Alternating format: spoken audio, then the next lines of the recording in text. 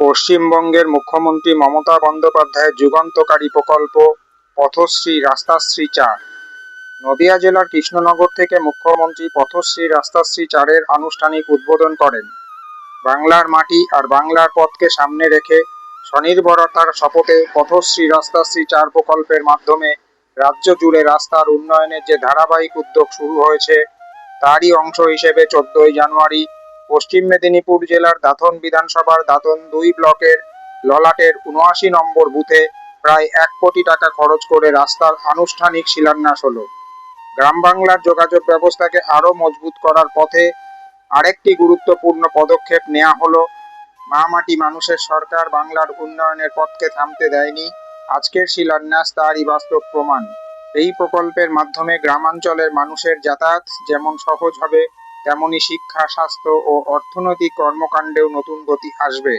মানুষের মুখে যে আশার আভাস দেখা গেল, সেটাই এই উদ্যোগের সবচেয়ে বড় সাফল্য।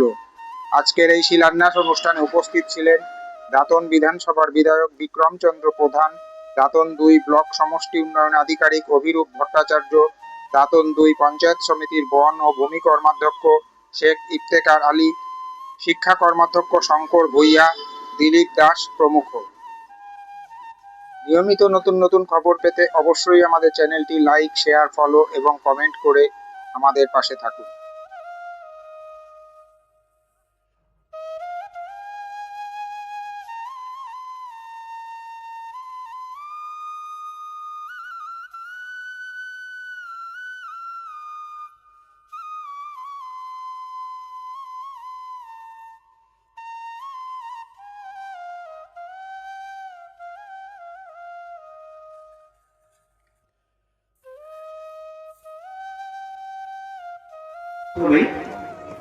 যে আমরা জানি যে প্রত্যেকটা গ্রামের প্রাণকেন্দ্র হচ্ছে রাস্তা, এবং দাঁতনপুর ব্লকে এসে আমি দেখেছি রাস্তার একটা সমস্যা ছিল, কিন্তু এটা আপনারা সবাই জেনে খুশি হবেন যে এই সমস্যা কিন্তু আমরা খুব দ্রুত গতিতে সমাধান হচ্ছে। এই রাস্তার কথা যদি বলি, সত্যি এবং বারবার আমার কাছে এসছে, এবং এই রাস্তা নিয়ে ইফতিখার সাহেবের সঙ্গে ঝগড়া হয়ে গেছে, মানে আমাদের করে দিতেই হবে। এরকম অ্যাক্টিভ জনপ্রতিনিধি থাকে, তাহলে কিন্তু প্রত্যেকটা রাস্তা, প্রত্যেকটা মানুষের সমস্যার সমাধান হয়। এবং আজকে এই অ্যাক্টিভ থাকার জন্যই কিন্তু আমরা এই রাস্তার সমস্যার সমাধানটা করতে পারলাম।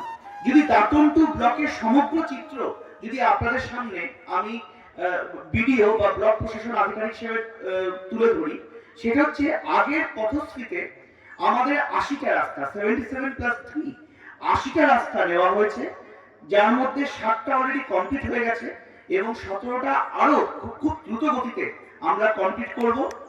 এবং এই পথশ্রীতে অর্থাৎ পথশ্রী 4-এ আমরা আমাদের দাঁতনপুর ব্লক ৩৮খানা রাস্তা, 38 পশ্চিম মেদিনীপুরের মধ্যে অনেক অন্য ব্লকের তুলনায় অনেক বেশি 38খানা রাস্তা পেয়েছি, যার মধ্যে 22খানা ব্লক থেকে হবে এবং 7খানা WBSRD যেগুলো আরো বড় রাস্তা, এবং 9খানা জেলা পরিষদ থেকে হবে।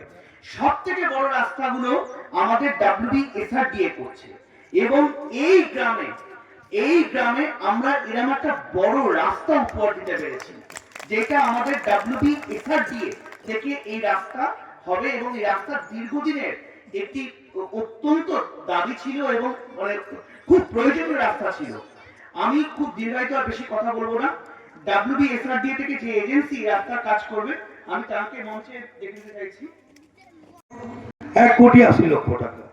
আমরা কিছুদিন আগে ভিডিও সাহেব বসে আছেন, আমরা Pathashree part 1, part 2, part 3, part 4 প্রায় 80টি কাজ আমরা করেছি, এবং SRDA জেলা পরিষদ মিলে প্রায় 80টি কাজ করেছি।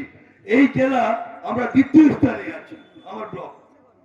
তাই ধন্যবাদ জানাই মাননীয় মুখ্যমন্ত্রীকে। তাই সবার কাছে একটাই আবেদন, অনেকে অনেক কিছু বলবে, অনেকে আমাদের একটি গ্রাম পঞ্চায়েতের 18 জন পঞ্চায়েত, কিছু বিরোধী দলের আছে, কিছু আমাদেরও আছে, হতে পারে। বিডিও অফিসে আমাদের 21 জন পঞ্চায়েত সমিতি মেম্বার আমরা আছি, আমরা সব দিকেই নজর আছি। আপনারা জানেন মাননীয় মুখ্যমন্ত্রী মমতা বন্দ্যোপাধ্যায় দিদিকে বলতে অনেক রাস্তা হয়েছে, অনেক রাস্তা হয়েছে। আমি দায়িত্ব সহকারে বলছি, ভারতবর্ষের ইতিহাসে মমতা বন্দ্যোপাধ্যায় বাংলার জন্য যা উন্নয়নটা করেছেন কোন সরকার করতে পারবে না, আর করতে পারবে ওরা, দায়িত্ব নিয়ে বলছে। অন্যান্য সরকার বড় বড় কথা বলে, 15 লক্ষ টাকা কথা বলে, বেটি বাঁচাও বেটি পড়াও কথা বলে। আমার সরকার বড় কথা বলে না, যেটা বলে সেটা বাস্তবতে করে। আপনারা জানেন মাননীয় মুখ্যমন্ত্রী মমতা বন্দ্যোপাধ্যায় 2021-এ বলেছিলেন আমি যদি ক্ষমতায় আসি তাহলে মাদেরকে কিছু খরচা দেবো বলেছিলেন।